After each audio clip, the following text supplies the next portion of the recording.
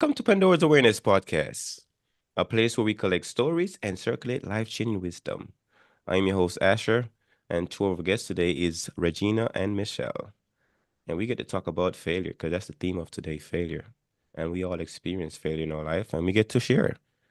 And who doesn't, who's out there probably going through something right now and beating upon themselves that might need to hear Regina's story, Michelle's journey that we get to talk about. So I'm gonna start with you, Michelle, if you don't mind. Just tell us where Not you're at hailing all. from, what you specialize in, how you had invited to the world, and who you being a hero to.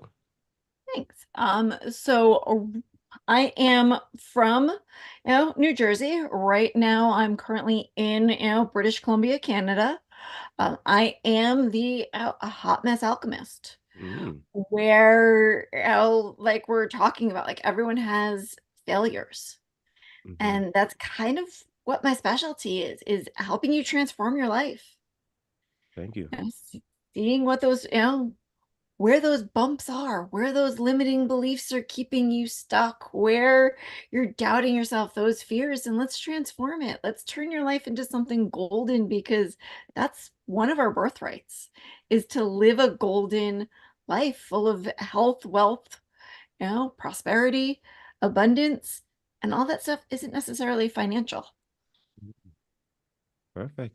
Regina, what about you, my friend? Here for the second time. My name is Regina. I live in North Carolina and I grew up in Portugal, moved to Boston when I was 18, lived there for 37 years, and I've been here in North Carolina for 5 years. I wish I had known Michelle in the last 45 years because I did not know that there was light at the end of the tunnel, and I lived a life of darkness and self-doubt. Mm, And one day I decided I was going to write my story. And when I did, I realized that the reason my life was so um, chaotic for all those years because that's how I felt about myself. mhm, And I began telling myself very slowly at first because it was very difficult. I am, I am wonderful because I was a hot mess for so many years. And I guess I am blessed that I never really hit bottom, but in my mind, I was always depressed, anxiety ridden, sad. And now I learned that it doesn't have to be like that. Like Michelle said, the birthright to be bright, to be wonderful, to be at peace. And here I am to tell a little bit about my story, but not so much how I have achieved my emotional freedom. mm. That's one thing I think a lot of people are lacking in the world is the freedom of emotion or emotional freedom to say what you like and what you don't like. Because That's all the time right. we grew up in Yeah. an environment where you can't say what you like or you don't like. You just gotta roll with a plan, and then That's right. you end up hiding yourself. So, thank you so much for sharing there, Regina. And we're gonna we're gonna start with you, Regina, because I know you like to talk about failure. Because we had a little chat before on a previous episode. And what story do you want to? What point in your life do you want to go back to that the failure was very obvious to you that you want to share that other people might be able to connect with? Well, going back to when I was 10 years old, I suffered a tremendous amount of trauma, Mm, and something very, very badly happened to me at the hands of another person. And I was able to escape alive from that situation. And all through my teenage years, it was just disaster after disaster. I disobeyed my parents. I didn't care about house rules. I didn't want to go to church anymore. I don't even know how I managed to get through high school when mm, my abuser was one of the teachers at the high school years later, because this happened when I was 10. But anyway, I was just going down a path of destruction, and actually my abuser and my father, but my father didn't know about the abuse. They managed to get me out of there, out of the island at the age of 18, and they sent me to Boston to go live with a certain family in Boston that they knew, and I never looked back. But when I arrived in Boston, I just continued that life of destruction. It was just failure after failure, jobs, relationships, living with different people and never having a path of success. I had the ideas. I wanted to do better, but I just didn't have the courage or the knowledge, and I thought that I was destined to just live that direction. And I was never successful on anything. I went to college. I always had good jobs, but I would never stay in the job for more than possibly a year or so. Someone would say something and I wouldn't like it and I would just leave. I could not accept criticism or take anybody telling me anything about anything because I couldn't take it. I just assumed they didn't like me and I was gone. So, so in 2015, I had a flashback of something that happened to me when a woman was telling me her little girl didn't want to go to summer camp. And I had a flashback of when I didn't want to go to music lessons at the same age the little girl was. And that day in 2015, I went home, I called on my best friend, and I told her my secret of 45 years. And that day, I started telling myself that it wasn't my fault and the failures of 45 years were not going to control my life no more. And here I am. Thank you so much for sharing. You look healthy and energized. You look beautiful. You look Yes. awesome right now. So Thank you. yeah, I can see that the weight has lifted off your shoulder a bit, and you're Yes. feeling different. So Michelle, listen to Regina's storyline. I'm curious to know, what are you feeling or thinking over there right What am I feeling? What am I thinking? That, she persevered, now? and she didn't understand at the time what was actually keeping her stuck, Mm, keeping her in this like repetitive cycle.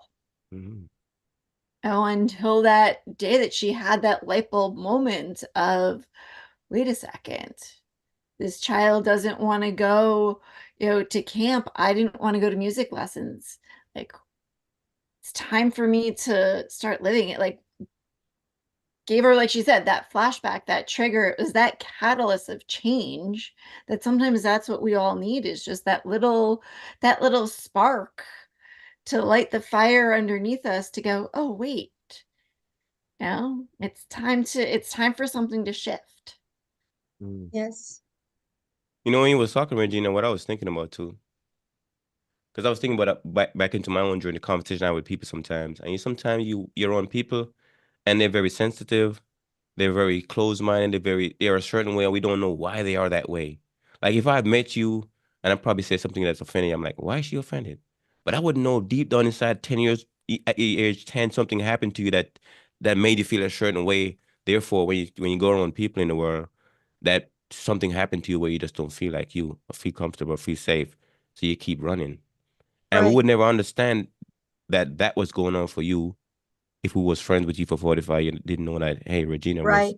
was going through something really, really difficult that she doesn't know how to really work with.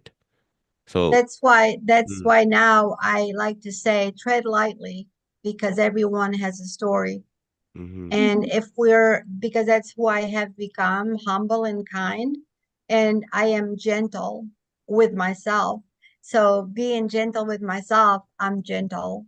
mm-hmm, And I don't look for um, a reason to dislike or like anyone. I just accept and I love everyone. I'm very guarded. I don't just let anyone in because I embrace love and sincerity. But I like to know that everyone has a story, and people look at me now and they think that, oh, I could never do that because they tell me, oh, I could never do that. I could never do that. And that's mistake number one. If you tell yourself that you can't do it, you're right. mm-hmm, Mm-hmm.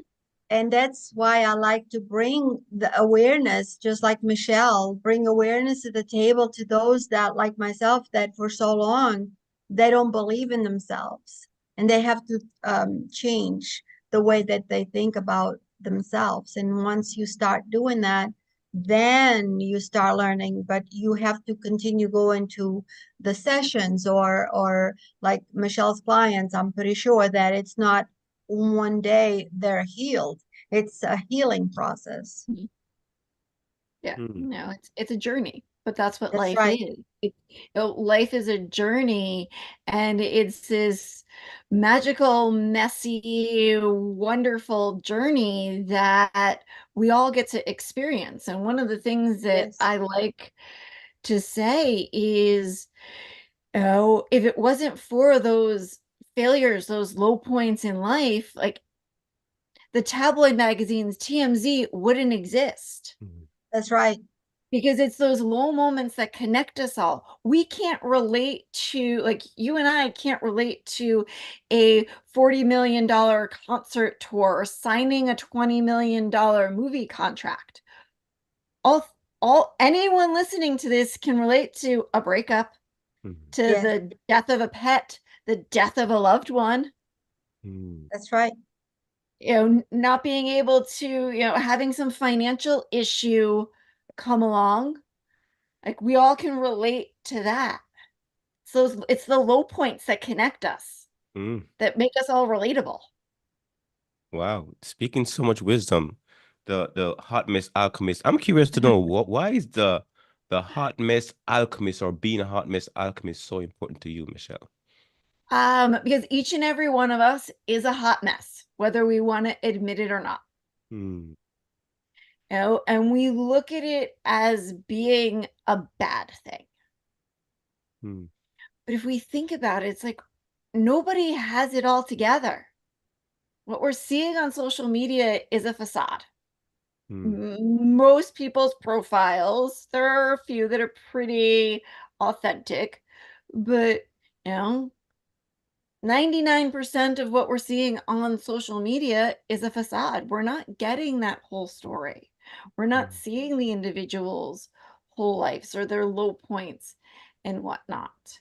So that's where it's important for me as to, you know, embrace who you are. Everyone's life is messy, but everyone's life is also magical. And we have the ability within us to transform our lives. And we have the ability within us to say, oh, woe is me, and play the victim. Or we can say, you know what? Nope, not today, and rise above it. Be like, okay, you know what? This does suck, but I'm going to persevere. I'm going to push through it, and I'm going to come out a stronger, better person on the other side. Mm. What That's is right. what is your favorite low point, Michelle?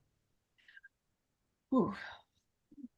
Um, I've had so many low points. But the one that's coming to my mind where I felt like the complete and total failure was, it was a few days before Christmas, and I was driving down to my brother's in, North Carolina for Christmas to spend it, with him and my niece.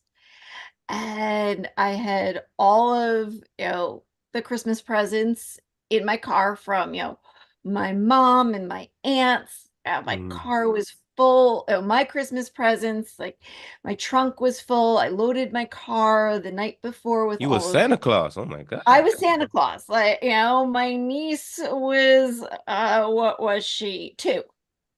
Mm. Yeah, she was 2 years old. So yeah, like, I was playing Santa. I was gonna have like this fun, amazing Christmas, with my 2-year-old niece. I mean, who doesn't want to wake up on Christmas with, a 2-year-old, Mm. having all that joy, magic of, Santa and the presents and whatnot.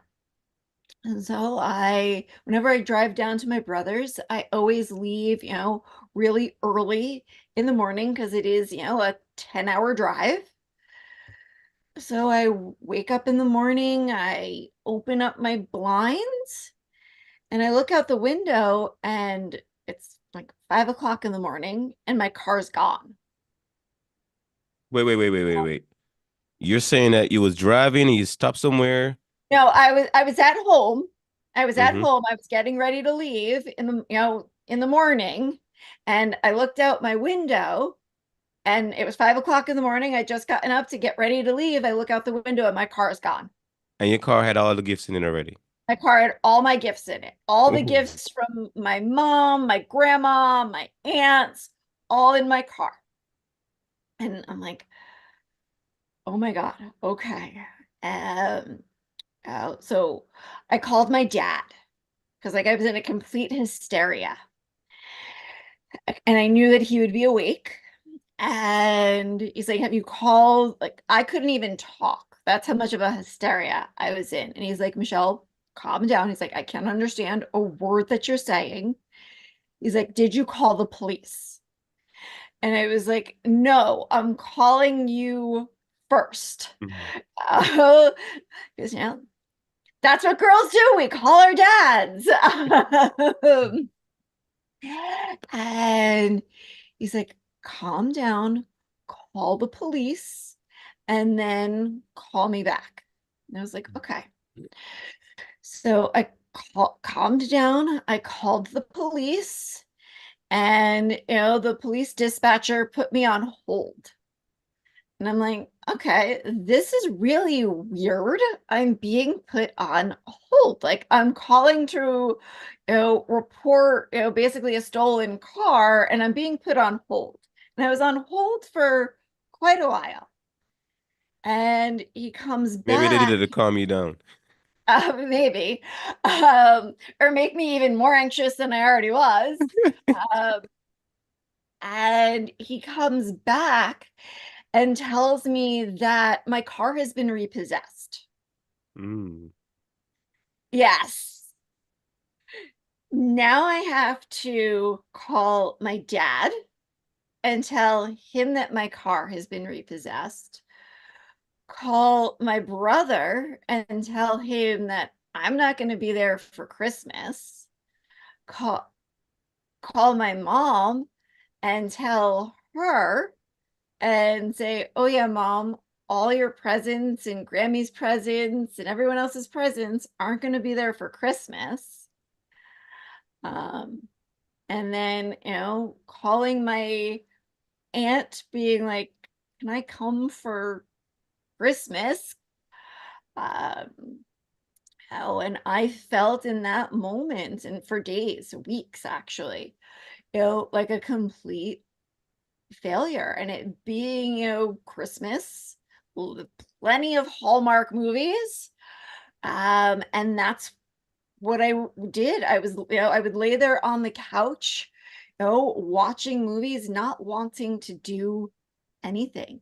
And it wasn't until a friend, a couple friends actually had said, oh yeah, I've had a car repossessed. Oh yeah, I had a car repossessed.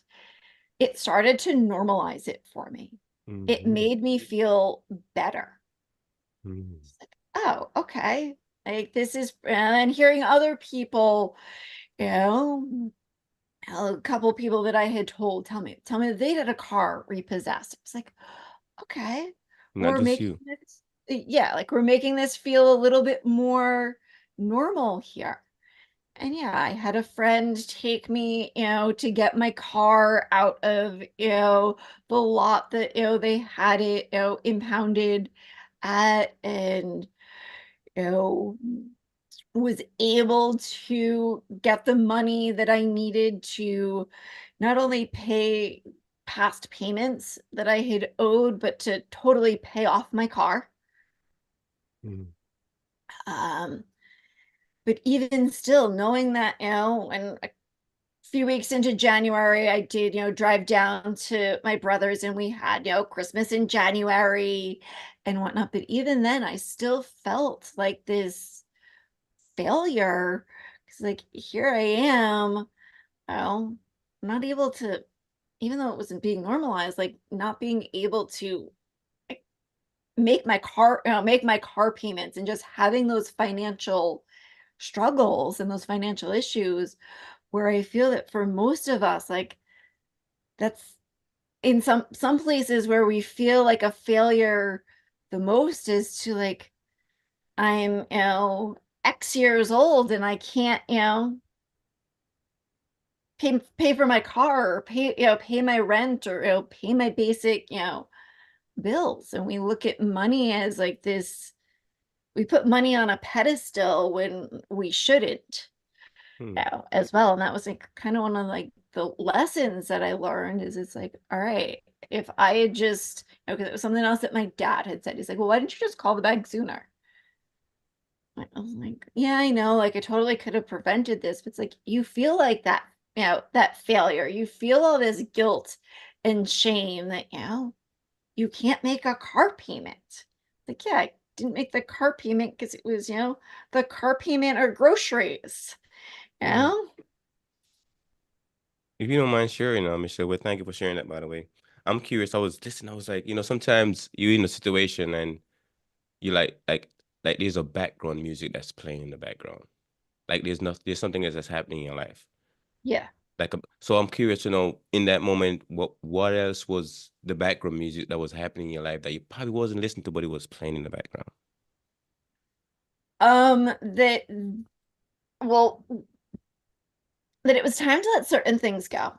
Hmm. That what I didn't realize then, it was like not paying attention to certain things, avoiding certain things. But yeah, that, background music of like not paying attention, not listening, and putting too much focus on things that I shouldn't have been putting focus on, and paying more attention to things where I should have been, paying attention to. And there were other things that had happened Hmm. um about a month beforehand. There was, an incident also. No, it was a year before. I'm sorry. It was a year before that it happened with my car as well. So it was kind of like, all right, what is the deal with this car that, Hmm. within the 2 years of owning it, I've had, two, major things happen. Hmm. Regina, what's going on in your mind over there, my friend? I can relate to every single thing that you said when we have something like that happen to us. It's for me, it was the shame. One very, very low point in my life, of course, aside from when I was 10, when in my 40s, well, at the age of 40, I got a job with law enforcement and I worked so hard to get that job. I was out there competing for the job with 21-year-olds, 22-year-olds, and I practiced. I ran as fast as anything. And Hmm. I went through the academy with the sheriff's office for 2 months. It was a military style academy, and I was great and I did great. I was strong and I worked hard, English being my second language. I was always working harder than everyone else. And I had a job that I really enjoyed. I was very good at it. And within 5 years of having that job, I witnessed something inside the facility and being still kind of new, I didn't want to tell. Now we say if you see something, say something. Not so much when you in that environment where you only have 5 years in and other people have 20, 25 years in. And I was called in and asked to say, who was the person that did this? And I wouldn't say it. Hmm. And it turned out to be a pretty ugly meeting where I was just not going to say it and I didn't. And that person in me that just ran came Mhm. out and I said, hey, fire me if you want because I'm not going to tell you. And they did. I Hmm. received a letter. They suspended me that day, and I had a deputy come to the house in 2 days and deliver a letter of termination. And I was devastated. And even the union came into the meeting and said, give them the name. And I just wouldn't. I was devastated, devastated. And so I had bottom. I had bottom real bad. I drank a lot of wine and smoked a lot of cigarettes and I was sad and cried and every night I would have wine and just I was so upset. And it took me about 6 months. 6 months. And then I decided, okay, well, I have no choice but to accept. I can't stay down much longer. And I was about to lose my house as well. And I made arrangements to rent my house immediately. And I went stay with a friend for a while. And then I went to massage school and became a wonderful massage therapist. And then I met my husband, and he told me if I would never had married you if you were a correctional officer. That's a tough job. I wouldn't want to marry someone that was that. And everything just worked out wonderfully. But not until I made a decision to take that as a lesson, that Mm, failure, learn what did you learn from this? I learned that this and this and this. How are you going to get out of this? I'm going to get out of this because I have to think positive about myself and I have to do something to get out of this situation because I saw myself go down. mm, And it turned out that it wasn't really the end of the world. Many people told me, oh, I've been fired before, so what? Get a new job. But I liked that job, and it was shame that made me hide away from everybody and just be so upset, thinking that I wasn't good enough and that I wasn't smart enough. All those feelings that I always had from about myself. And now I look back, and it was not as bad as I thought then, but mm. it was pretty bad. Was that a gut feeling or a fear that kept you from speaking up? Fear. It was fear that I didn't want to be judged. I didn't think working in a job with the union, I didn't think I'd be fired, but I was, and it was my only time ever been fired from a job. I was overwhelmed with shame and sadness, but I got through it. Mm. Thank you so much for sharing that. Oh, Michelle, I was thinking about your story too, and I was curious about why did you choose to share that story? Like, why that story? Why that story? Was really the first story that popped into my head.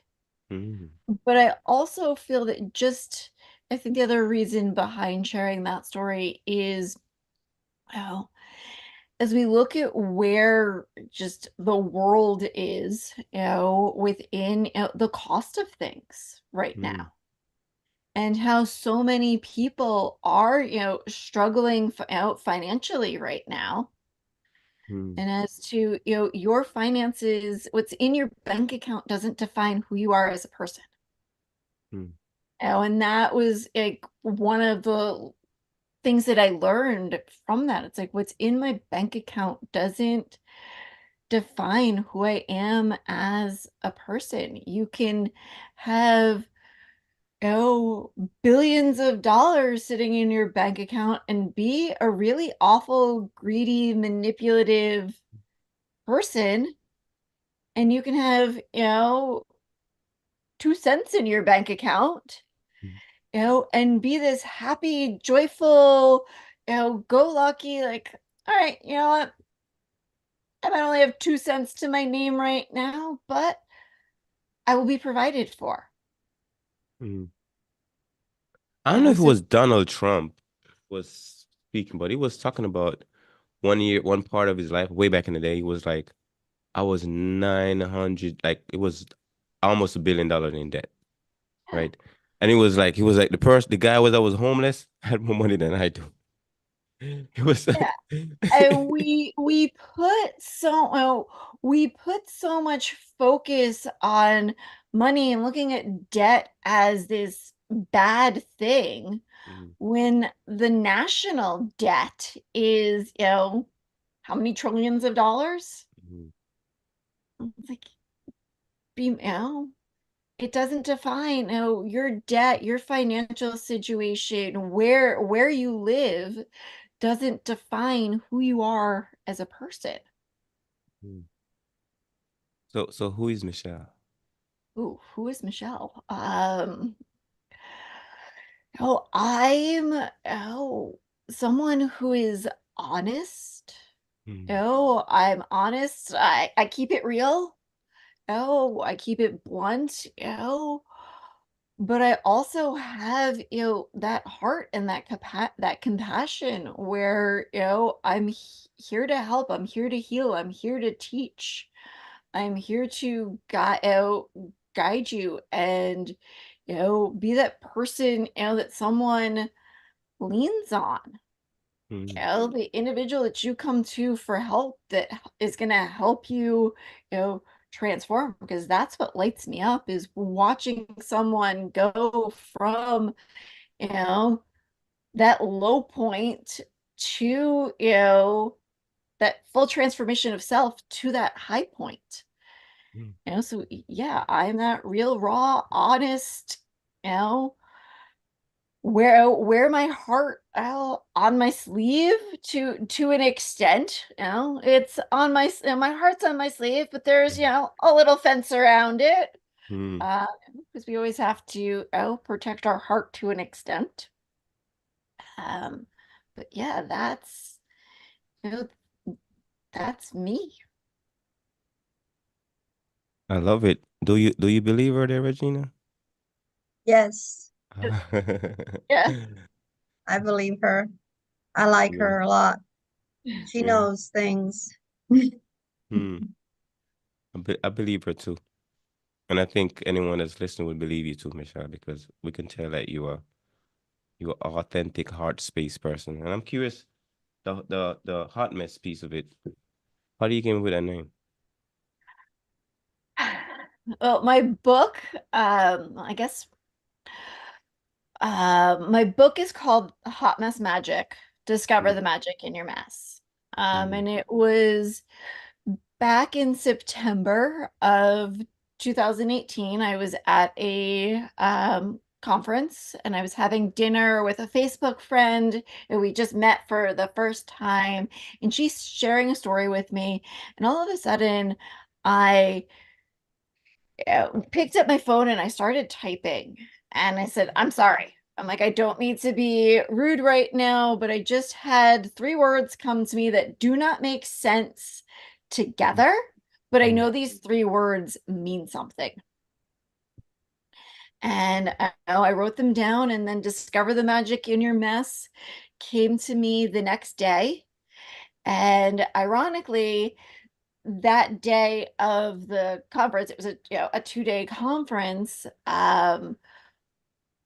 There was a book publisher that was presenting, and as I was sitting there, realizing what Hot Mess Magic was, and then having the tagline "Discover the Magic in Your Mess" come to me, like I'm sitting there, like I'm doing a little dance in my chair, and like I'm mm, scribbling away. And a friend of mine who was sitting on the other side of the room sent me a text, and she's like, "Are you okay over there?" And I'm like, "It's my book title. It's my book title." And like, here's the tagline. She's like, "Oh my God." And like the two of us across the room, like we're doing little dances, in our seats. And afterwards, I got up and on the spot pitched the book publisher. mm, And she looked at me and she said, "Most people don't hit a home run with the title on their first shot. You just hit a home run." mm, And I went, "Wow, okay." And it was basically, that was September. I had my car issue, December. And from that moment on, aspects of my life became a complete hot mess where I lost pretty much, I lost everything. I had my car repossessed, which, I did get back. I had bank accounts frozen. I had my landlord asking me to move out for his daughter to move in. I had a period where, there were some nights I didn't know where I was sleeping. But I always had, a roof over my head, a shower in the morning. I never had to sleep in my car. Um, but yeah, my life became like this complete, you know, hot mess, like these complete low moment after low moment after low moment. And it's when we're in these low moments, we have two options. We can either play the victim and sit there and have this woe is me, why is this happening pity party, or we can still have those moments because we're human, but rise above them. Like, okay, like and rise above them and having that faith, sitting there and trusting that there's something bigger than you. And there'd be plenty of times I would be sitting there at 9:30 at night, not knowing where I would be sleeping that night, sitting there going, okay, I know that I'm not sleeping in my car tonight. I know this. I know for a fact that I will be provided for, that I am not sleeping in my car tonight. 10 minutes later, get a text from a friend I had texted, 4 or 5 hours ago. Hey, sorry, was out with the kids all day. Just seeing this now. Yeah, sure. Come on over. Oh my gosh, thank you. See you on my way. See you in 10 minutes. So it's having that faith. I truly believe that we're more in these low moments in life, these quote unquote failure moments, that we're in them to test almost our faith. And I don't see them as failures. I see them as, opportunities for growth.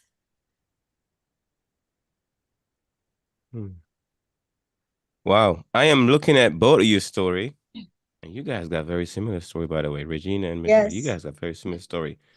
And it just happens I was just Regina, your your story has some resonance here because just thinking about Michelle, the this is what I'm use an analogy here. So sometimes you move stuff around on the chessboard, right? But then you just see the chessboard moving stuff around again. You're like, why? That's not my move. But then the stuff been moving around for you, and you don't realize how it's moving around for you. But you're trying to like, I'm gonna do this, do that, but then the chessboard moves stuff around again. Sometimes when you look at your life, you're like, oh my God, something else bigger than me is moving the stuff around too. Yes. And then when you recognize that, you start trusting, okay, I'm in my move, but if I see stuff move around in the chessboard, I'm not gonna complain too much. I'm gonna watch and see what happens. Mm-hmm. And Michelle, you was watching, see what happened, and stuff shows up. So I'm Yeah. curious about your journey, Regina. Do you have you seen some of those moments for yourself? So when unlike Michelle, when I was down, I used to think I am a failure. I am a loser. I don't have any luck. I used to affirm those things to me. Mm, So the more I affirmed them, the more they came. mm, And I believe possibly 2000, maybe 14, 2015, a friend of mine told me about the book, The Secret, and she said we should read it together. And I'm like, I don't want to read no secret. She said it's not like that. It's about manifesting and it's about believing, thinking positive. And that reading that book and watching that documentary just changed everything. I begun to then believe, like Michelle, I know it's going to be better. Tonight is going to be wonderful. mm, Next week is going to be wonderful.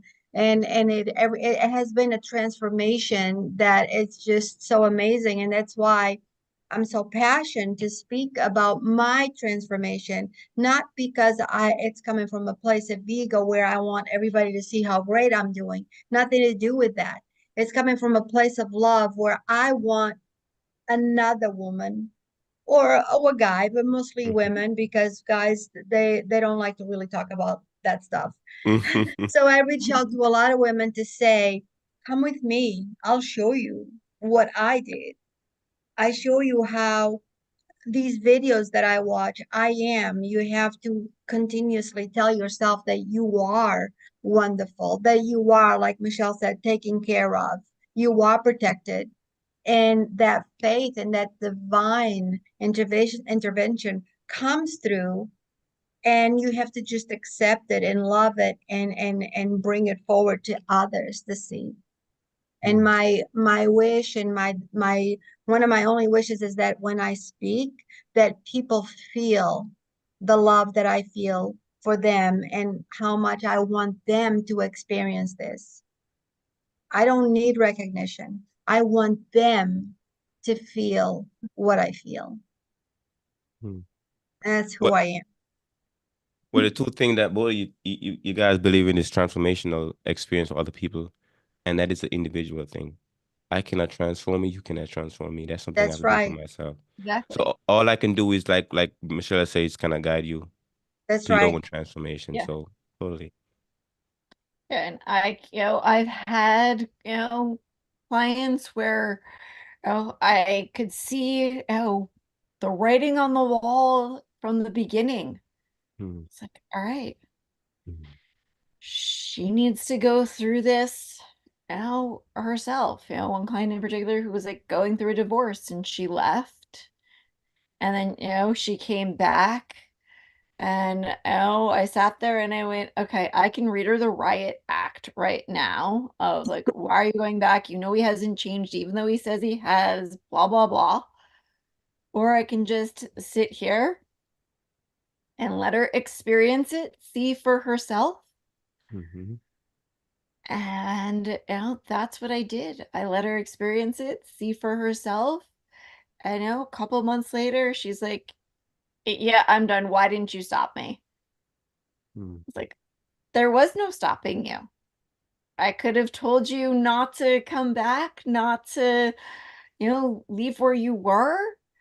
Uh, but it wouldn't have changed anything. It's where you needed to be. It's you needed to experience it again. You need to see him in this new light. Oh, the true him, so that you could then have the strength to, fully leave. And of course I get, cursed out for it, but like I would have gotten cursed out either way. So I'd rather it be on, the flip side where she did the thing that she needed to do and saw the light, Hmm. as opposed to, you know, telling her, getting, cursed out, and then, several months later hearing, yeah, you were right. Hmm. Like, I don't want to hear that you were right. I want you to experience what you need to experience. This is what I would say. The true treasure in life is the experience. So if we like, I wouldn't want somebody to rob me of an experience that I need to have. Because Yeah. sometimes that moment there's a key there that I need to go get. And the universe knows that you need to go there to get the key. And if you didn't go there to get the key, you wouldn't be able to open the door that you gotta open the next turn you make, right? So sometimes I think the treasure is the experience, and oftentimes we trying to protect people from certain things or want to, and not Hmm. realizing that the real gift of life is the experience itself. Yeah. Because if think about what we all talk about most of our life. We talk about the failures, the fears, Yeah. the first time Here. experiences. Yeah, that was what we talk about. Why? Because those are actually the real treasure. Like the Hmm. conversation gonna be around, oh man, I just went through this very tough thing, but I came through it. Oh my God, I'm here now. Exactly. I'm here. Yeah. So it's like, but the if you're a person that have all the great things, you don't really talk about it because it's like I have it. But the thing that I work very hard for, which most of the times failures and fears and all that stuff, put a lot of work to get through that thing or to acquire it, which Exactly. means it means a lot to you. So you're gonna talk about it most of your life, and that's the Hmm. real treasure. Yeah. We gotta wrap up to make sure that we respect everybody's time. So as we wrapping up today, we just want to go back over a little bit. The theme of today was around failure, or moments of those moments we get to talk about the things that we felt that made us feel like a failure. And today hear from Michelle and Regina. So Michelle, let's start with you. I would curious to know what's your biggest takeaway from this conversation today. Oh, my biggest takeaway, oh, would be kind of the same thing that we've been saying, from the beginning, as to how, we all have failures, Hmm. and we all have similar failures, and that's, the link that connects us all. Hmm. What about you, Regina? What was your biggest takeaway? Thank you, Michelle. It's almost like the same thing. Michelle wrote about the hot mess magic. I Mhm. wrote about what happened to me and how I overcome that shame. We're all connected somehow, and we're humans. So we all have a story, and we all have had many failures in our lives. Some of them we probably made it worse than they were because we felt the emotions. Mm, But the message that I like to leave behind is that you can do it. You mm, can do it. Just believe in yourself and believe in that divine power that you have, that, like Michelle said, it's your birthright to be a wonderful, happy human being. So you can mm. do it. And Regina, if somebody just listened to our conversation today, heard your story, and were like, "Well, Regina, you sound just like me. I want to talk to you. Want to work with you. How can they do that?" Well, you may find me at Shayla and on Facebook. This is um this is my book here, Oh, Shayla. put it in front of your face. In front of your face. Oh, still can't see it. Oh, oh, because of the light. Oh, because you're having the Oh, that's background. right. Yeah, yeah. But La How's Shayla, that? Okay, there Shayla. it Okay, goes. See it? okay. You gotta bring it There you closer. go.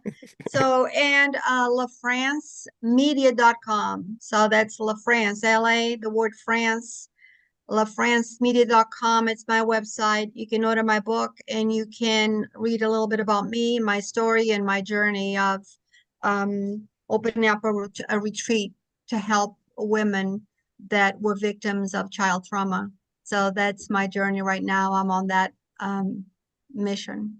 Well, Thank you so much. congratulations. Yeah, Thank you. congratulations, and all spirit and luck to you, Regina, on that journey, my friend. Thank you. We'll be in And touch. yeah, and Michelle, So you you can find, go go ahead. ahead. No, Um, I was gonna say, if somebody heard your story in like Hot Mess Alchemist, I felt like that's me. Yeah, where can they go to find you? so you can find me on Instagram at the Hot Mess Alchemist. Um, and then my website is Michelle with two L's, a Burke.com. And that's where you can find me. My book is on there. Other resources on there, and there are some things that I have out that aren't even on my website. So Hmm. feel free to also shoot me a DM, because one of the things that I also love doing is creating custom creating something custom for someone. It's the creator within me. I love creating some sort of custom offer for Hmm. people, because I want you also to, going back in saying before in regards to finances, like I want you to be able to have the help that you are seeking and not have to go, oh my God, this sounds amazing, but I can't afford it. So that's where, in creating something custom, I try as best as I can that's in the highest and best interest for the both of us, you know, on that, financial level, as well. Hmm. Curious, Michelle. What is that one thing or two thing when people do it drive you crazy? Say that again. What is that one thing or two thing when people do it drive you crazy? The pity party, the woe is me. Like, okay, I get it. Like, we all have those down moments. We all need to vent. Like, I get it. But when you stay in like that, Eeyore from Winnie the Pooh state of, like you can shift, you can change. And then the other thing that drives me crazy is just small talk. I don't want to sit there talking about, the weather or whatnot. Like, give me those higher level, thought-provoking, conversations. You know, Hmm. I got you. I totally understand. She like to swim in the depth of the ocean. I got you. Yes. Yes. Same question for you, Regina. One thing or two things when people do it drive you crazy. Well, it's when people, oh, I can I talk to you? Can I talk to you? I have issues from when I was little, and so the same thing happened to me, or I have a similar story. Okay, well, what do you want to talk about? And they keep talking about and they want me to make them feel better. They need, and I tell them this is what I did. I stood in front of the mirror and I said, I am wonderful. Hmm. 6 months before I could feel that I was wonderful. Oh, I can't do that. You give them an hour of your time, and then they tell you that they can't do it or they won't do it, and then never Hmm. hear from them again. Hmm. Drive you crazy, huh? Uh, Yeah, you got to I put in the wanted work. I wanted for them more than they wanted for themselves. Hmm. They don't want Hmm. to do the work. I wish that in the power of positive thinking and learning the self-worth. Hmm. Well, thank you two awesome ladies today for sharing your own journey, your Thank own you. story. Thank you. Yes. Thank you so much. And you tune into Pandora's Awareness Podcast, a place where we collect stories and circulate life and wisdom. And today, we didn't do no small talk today. We talked with depth from Regina and Michelle on their own journey, their story about their moments of failure, where they actually find a way to triumph and come back even stronger. Because I can tell with Regina energy right now, she feel like the sun is risen in her. And Michelle, you look very stable, my friend. So that means you've grounded yourself very well. So thank you so much for sharing your journey. Thank you for Thank having you. me. And with that, make it an awesome day.